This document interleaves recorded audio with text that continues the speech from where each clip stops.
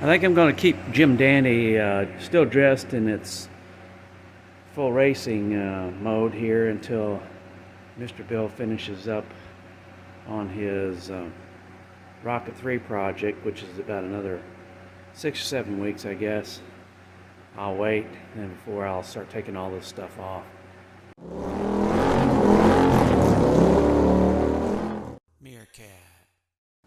One thing I have done is make sure I've cleaned the brake rotors really good on the front and the back.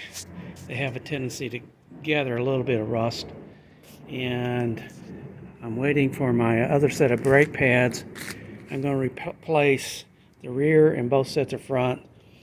Don't have that many miles on it, but we do split them open quite a few times when we're out there, and they have tendency to dig into them a little bit. So we'll take those off, and we'll put them in the storage bin, and in case we ever have to go back out there, we can put them back on. They're still functional. They just make a hell of a noise. Since I'm having to remove the rear wheel to change my disc brake pads, I'm going to go ahead and put my stock sprocket back, rear sprocket back on as a 42 tooth. Right now I've got the one I ran out Bonneville, 37. I'm not going to change the front sprocket right now. The stock sprocket is a 16. I've got a 17 left on from Bonneville. I'm going to leave that one on for right now. As you can see here, we got quite lucky out there on the salt that we didn't have to change the chain. We're all the way back on the swing arm with this 37 on. It will come up quite a bit once I put the 42 back on, but as you can see, we're all the way back, which is good for stability, so I don't mind that at all. Hopefully you can see this thickness of this OEM new one and the thickness of what's on there. They're gone, folks. It's supposed to be about 1.5 millimeters, so we'll see what they are when I pull them out. The brake pins can get a little, that go in, can get a little nasty right in here. I just gave this one a quick brush off up to knock off a little bit of corrosion in here. So I might do that, and I'll use some anti-seize on the threads on these when they go back in.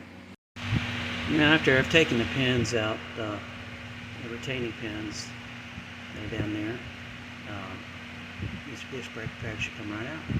Well, I measured the rear disc brake pads when they came out. They're between 1.4 and 1.6 millimeters. So 1.5 is the minimum, and the stock ones are about 4.5 millimeters, the replacement ones. So I'm going to go ahead and replace them since I'm here. Well, I got that rear wheel off to change these disc brake pads. It's a good time to kind of poke around there and get excess grease, and if you have any salt coming back from the salt flats, get that out. So I've pre-greased my axle. I've got my brake retaining pins here ready to go back in. They're cleaned up, and I've got the rotor cleaned off nicely. I've got the new, I got the stock rear sprocket back on, this 42 tooth. Everything is greased up and ready to go. I only ran into one problem. Is it's a first world problem actually. It's the replacement disc brake pads. Well, since when I say it's first world problem is because I have another motorcycle, Tiger, and I bought that recently from these guys, and so when I went in to order my disc brake pads, even though I said Thruxton, I guess everybody was thinking Tiger. So I got disc brake pads for the Tiger. So we're in a holy pattern right now. That happens. Nobody's fault. We fill in the blank sometimes and think Tiger instead of Thruxton. So, and then I'll finish this job up probably the day I get back from day after I get back from my trip with my nephew. So this is just going to hold for a while. It's not going anywhere. It's not a problem. While we're waiting for the disc brake pads, why don't we take out the spark plugs and take a look at them. This is after 8 runs at 3 miles runs, so that's at least 24 miles running wide open. This is what a new spark plug looks like here.